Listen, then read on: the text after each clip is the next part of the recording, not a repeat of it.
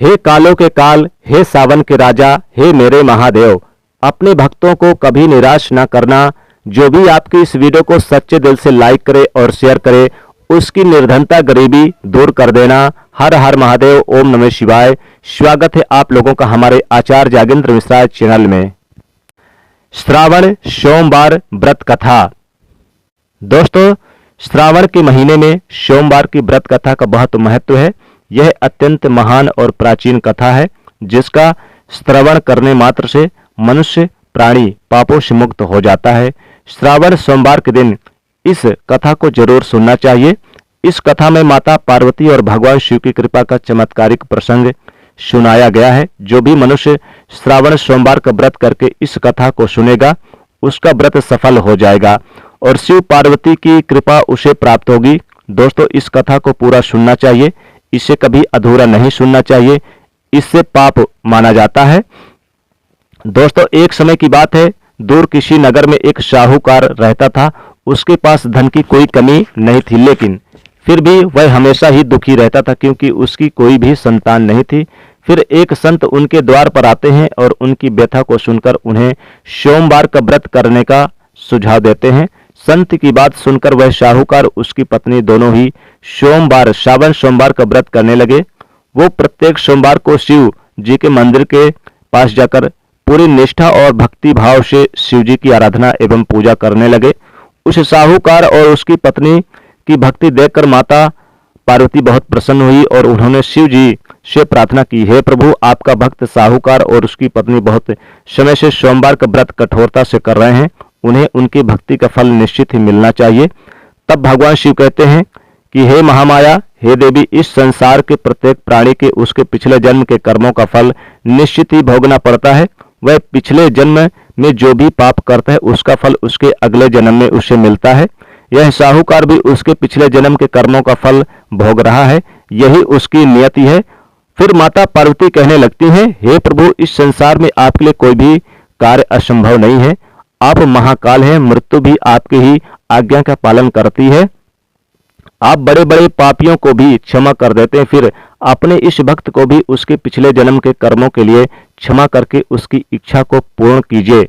माता पार्वती के बारे में बार बार आग्रह करने पर भगवान शिव साहूकार की प्रार्थना को सुनने के लिए तैयार हो जाते हैं और एक दिन सोमवार को उसे स्वप्न में दर्शन देकर पुत्र प्राप्ति का वरदान देते हैं और कहते हैं, तुम्हारी पुत्र की आयु केवल 12 वर्ष की होगी और उसके बाद तुम्हारा पुत्र कैलाश में चला आएगा। सुबह जागने के बाद साहूकार ये बात अपनी पत्नी को बताता है। वो दोनों ही ना तो प्रसन्न होते हैं और ना ही दुखी, किंतु भगवान की इच्छा समझकर स्वीकार कर लेते हैं और फिर से शिव भक्ति में लग जाते हैं। फिर कुछ समय के बाद उस साहूकार को पुत्र रत्न की प्राप्ति हुई, जिससे प्रसन्न होकर साहूकार ने पूरे गांव में धूमधाम से उत्सव मनाया। लेकिन मन ही मन वह जानता था कि उसके पुत्र की आयु पहले ही निश्चित की गई है। कुछ साल बीतने के बाद जब साहूकार का पुत्र 11 साल का हुआ तो उसने उसे काशी में विद्या ग्रहण के लिए भेज दिया। उसे लगा कि वहां के संतों की सानिध्य में रहेगा तो ईश्वर की कृपा होगी, इसलिए अपने पुत्र के मामा को बुलाकर उसे बहुत सारा धन देकर काशी में पढ़ने के लिए भेज दिया। जाते समय उनसे कहा कि रास्ते में जो भी साधु संत मिले तो उनकी सेवा करना, दान धर्म करना और जहां भी शिव मठ अथवा मंदिर मिले वहां शिव जी की पूजा करते हुए जाना। और पिता से आज्ञा लेकर वो दोनों काशी की ओर प्रस्थान हुए। काशी में मार्ग में उन्हें एक नगर मिला, जहां पर एक राजा की पुत्री का विवाह एक राजकुमारी से होने जा रहा था, लेकिन वह राजकुमार एक आंख से काना था। इसी कारण से राजकुमार के पिता ने एक योजना बनाई। वह विवाह के समय अपने पुत्र के स्थान पर किसी सुंदर बालक को बिठा देगा, ताकि राजकुमारी विवाह के लिए इनकार न कर दे।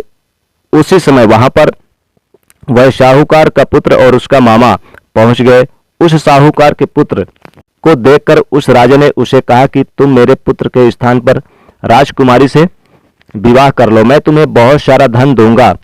फिर उसने हाँ कर दी और उसका विवाह राजकुमारी के साथ होगा। लेकिन उस साहूकार के पुत्र को यह बात बहुत बुरी लगी, इसलिए उसे ने राजकुमारी को एक चुनरी पे लिख दिया कि तुम्हारा विवाह मेरे साथ हुआ है और तुम जिस राजकुमार के साथ जा रही हो एक आंख से काना है। मैं तो काशी में पढ़ने के लिए जा रहा हूँ, तो राजा ने मुझे उसके स्थान पर बिठा दिया। साहूकार के पुत्र के जाने के बाद जब राजकुमारी ने यह बात पढ़ी तो वह बहुत क्रोधित हो गई। अब उसने यह बात अपने पिता को बता दी और उस राजकुमार के साथ जाने से इनकार कर दिया और वह फिर रोते हुए शिव जी के मंदिर में जाकर शिव जी की पूजा आराधना करने लगी। उसने अपने पति को वापस आने के लिए सोमवार का व्रत करना शुरू कर दिया। दूसरी ओर साहूकार का पुत्र और उसका मामा दोनों काशी पहुंच गए। वहां पहुंचने के बाद उन्होंने कई साधु संतों की सेवा की और दान धर्म करने लगे। फिर जब साहूकार की आयु 12 वर्ष की हो गई तो उसने मामा ने काशी में एक यज्ञ का आयोजन कर दिया और सभी ऋषि मुनि को निमंत्रण कर दिया। यज्ञ के बाद साहूकार के पुत्र को नींद आने लगी और वह सोने के लिए शिव मठ में चला गया। उसी समय नींद में उसकी मृत्यु हो गई। जब उसका मामा उसे देखने के लिए अंदर आया तो उसे पता चला कि उसके भांजे की मृत्यु हो चुकी है, जिससे वह बहुत दुखी हुआ, लेकिन वह चुप रहा और सभी ब्राह्मणों को और ऋषि मुनियों को दान दक्षिणा करके विदा किया। उसके बाद वह अपने मृत भांजे को देखकर विलाप करने लगा, रोने लगा। ठीक उसी समय उसी मार्ग से भगवान शिव और माता पार्वती जी जा रहे थे। माता पार्वती ने किसी के रोने की करुण आवाज सुनी तो भगवान शिव से कहने लगी कि हे प्रभु, कोई मनुष्य रो रहा है, चलिए उसके दुख को दूर करते हैं। तब भगवान शिव और माता पार्वती मामा के पास गए और जब उन्होंने मृत बालक को देखा तो हैरान रह गए, क्योंकि वह भगवान शिव के आशीर्वाद से जन्मा साहूकार का पुत्र था।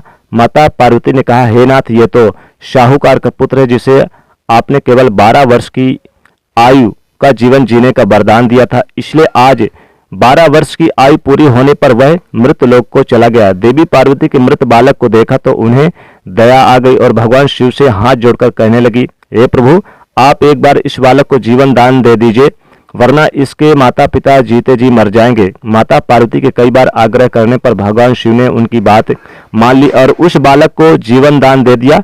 साहूकार का पुत्र जीवित हो गया और मामा भांजे अपने घर की ओर प्रस्थान कर गए। रास्ते में साहूकार का पुत्र उसी शहर में गुजरा जहां उसका विवाह हुआ था। दुल्हन के पिता ने बालक को पहचान लिया और मामा भांजे को लेकर महल में आ गए। फिर दुल्हन के पिता ने एक समारोह किया और अपनी पुत्री को धूमधाम से साहूकार के साथ भेज दिया। उधर जब साहूकार का बालक अपनी पत्नी के साथ घर पहुंचा तो उसके माता पिता अंदर कमरे में बंद होकर बैठे थे, सोच रहे थे कि अगर उनका सही सलामत पुत्र वापस नहीं लौटा तो भूख प्यास से वो अपनी जान दे देंगे। तभी बालक के मामा के कमरे में बाहर आकर उन्हें बताया कि उनका पुत्र जीवित है और विवाह करके वापस आ गया है। साहूकार ने बालक को जीवित देखा तो खुशी से उसका स्वागत किया और साहूकार का परिवार उसी प्रकार खुशी से जीवन बिताने लगा। यह सब भगवान शिव जी की कृपा और सावन सोमवार व्रत का ही प्रभाव था कि साहूकार का पुत्र अल्पायु होने के बाद भी दीर्घायु हो प्राप्त हुआ। इस प्रकार जो भी भक्त सच्चे मन से भगवान शिव की पूजा आराधना करता है और आज के दिन मंदिर में कथा सुनाता है या पढ़ता है अथवा किसी के द्वारा सुनता है और दूसरों को सुनाता है, भगवान शिव उसके सभी दुख दूर करते हैं, उनकी सभी मनोकामनाएं भगवान पूरी कर देते हैं।